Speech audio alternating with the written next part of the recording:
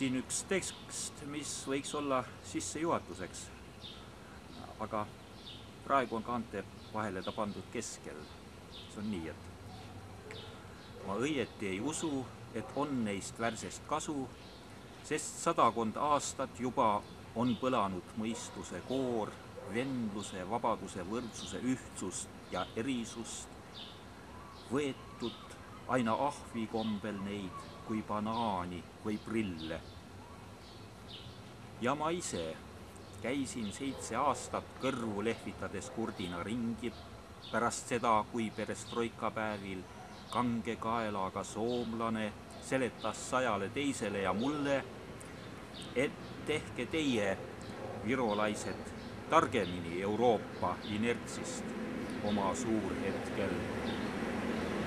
Aga suikusime meie 100 virolaised ja lugesime ajalehtedest, et ei ole vaja leiutada jalgrattaid, et võtkem läänest vanu, odavalt või ilma. Nii läks, sest mis siin mõelda, kes hüppab, saab suhu banaani. See kangekaelaga soomlane, kes pidas loengult, oli Martti Toomala, praegu surnud. Ja minu jaoks oli see õpetlik nii, et tookord ma otsisin just nendele küsimustele vastust, nendele sotsiaalküsimustele, mis Toomala seal rääkis ja mis tõlgiti.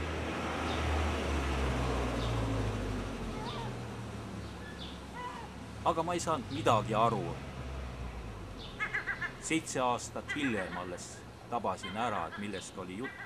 Ja niisamuti on see minu tekstikene ka, et kas mina oskan seda selgemini seletada, kohe arusaadav oleks.